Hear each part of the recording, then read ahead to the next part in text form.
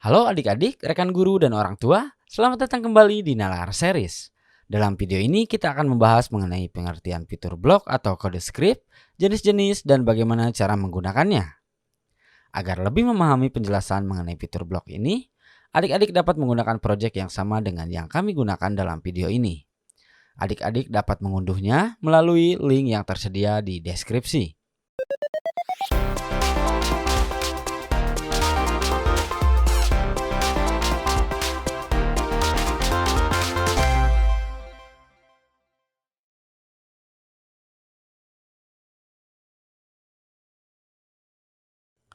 Kita awali dengan pertanyaan, apa itu blok dan apa itu script? Blok adalah bentuk potongan puzzle yang digunakan untuk membuat script atau rangkaian instruksi di Scratch Editor. Blok terhubung satu sama lain secara vertikal seperti teka-teki jigsaw, di mana setiap jenis kode atau blok memiliki bentuk tersendiri. Dan rangkaian blok yang terhubung ini disebut dengan script. Blok-blok kode ini dapat adik-adik temukan pada tab kode di sebelah sini, di mana terdapat beberapa kategori blok. Ada gerakan, tampilan, suara, kejadian, kontrol, sensor, operator, variabel, balok saya atau my block, dan extension. Blok jenis pertama adalah head block. Blok ini disebut head karena bentuknya yang mirip seperti topi. Head block ini biasanya digunakan untuk memulai sebuah script atau rangkaian blok. Setiap head block memiliki sebuah tonjolan pada bagian bawah yang digunakan untuk menghubungkannya dengan blok lain di bawahnya.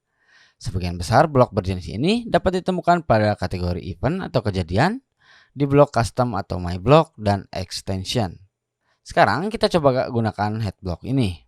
Kita klik sprite mobil, lalu buka blok kejadian, kemudian kita masukkan blok ini. Blok ini menginstruksikan ketika bendera hijau diklik, sebagai pertanda dimulainya instruksi kepada sprite mobil.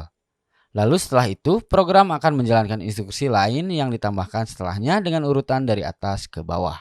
Blok jenis kedua adalah stack block. Stack block ini seperti potongan puzzle yang berada di tengah. Perhatikan blok jenis ini biasanya memiliki lengkungan di bagian atas untuk menghubungkannya dengan blok lain di atasnya. Blok ini juga memiliki tonjolan di bagian bawah untuk menghubungkannya dengan blok lain di bawahnya. Stack block ini berfungsi untuk meminta sprite melakukan sesuatu sebagai perintah atau petunjuk utama. Stack block ini terdapat di hampir semua kategori blok. Sebagai contoh, kita akan meminta mobil untuk menempati suatu posisi. Maka kita gunakan blok pada kategori gerakan, yaitu blok ini. Kita tentukan titik koordinatnya, di mana X adalah 195 dan Y adalah negatif 120. Kita perintahkan juga sprite untuk mengganti arah ke arah atas, maka kita gunakan blok ini dan tentukan nilai derajatnya adalah 0. Jadi ketika kita klik bendera hijau, maka mobil akan berpindah ke posisi ini dan arahnya mengarah ke atas seperti ini. Jadi meskipun kita tempatkan di mana saja, ketika bendera hijau diklik, maka dia akan pergi ke posisi ini dengan arah menghadap ke atas. Tipe blok yang ketiga adalah C block atau C block. Blok ini terdapat pada kategori kontrol. Bentuknya mirip seperti burger atau sandwich, di mana adik-adik dapat menyisipkan blok lain ke dalamnya. Adik-adik dapat menggunakannya untuk melakukan perintah berulang atau looping dan mengkondisikan perubahannya. Sebagai contoh, kita lihat di sini terdapat dua buah mobil pada tab kostum, yaitu mobil berwarna pink dan mobil berwarna biru. Selanjutnya, kita perlu pergi ke kategori kontrol, kemudian gunakan blok jika dan jika tidak. Maka perintahnya adalah, jika mobil ini menghadap ke suatu arah, maka kita atur warnanya menjadi biru melalui blok tampilan, yaitu ganti kostum ke warna biru. Dan jika tidak atau dia mengarah ke arah yang lain, kita perintahkan dia berganti kostum menjadi warna pink. Nah, adik-adik sekarang perlu memasukkan informasi pada bagian bolong ini, di mana bagian bolong ini dapat diisi oleh tipe blok selanjutnya, yaitu boolean block.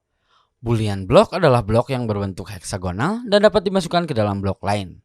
Blok ini terdapat pada kategori sensor, operator, dan list. Boolean block ini memeriksa dan memutuskan apakah keadaan suatu kondisi salah atau benar, yang ditunjukkan dengan angka 0 atau 1.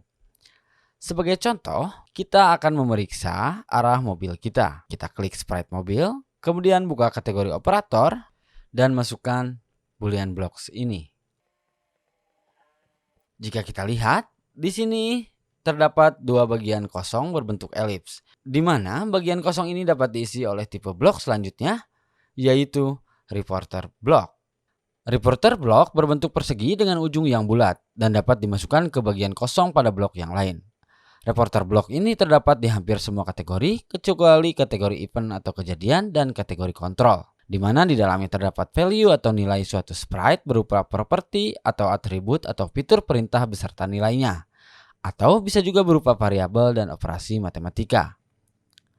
Sebagai contoh, karena kita akan mengatur arah mobil, maka kita coba gunakan blok direction pada mobil kita.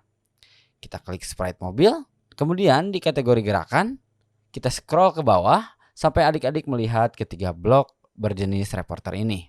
Kemudian coba masukkan blok arah ini. Blok arah ini akan menunjukkan posisi atau nilai dari arah mobil kita.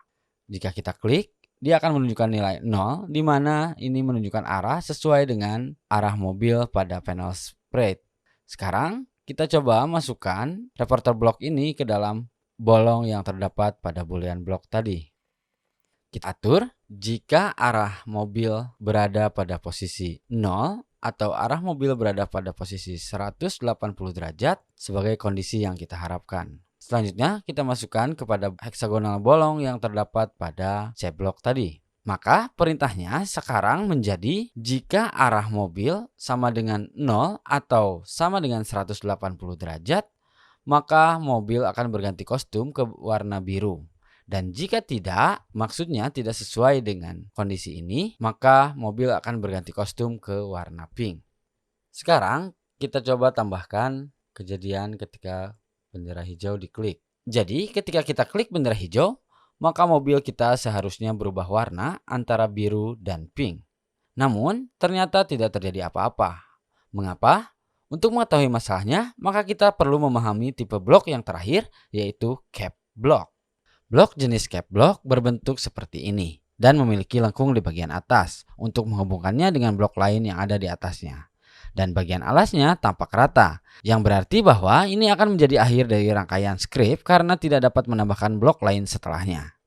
Jadi biasanya blok ini disimpan di akhir setiap rangkaian script.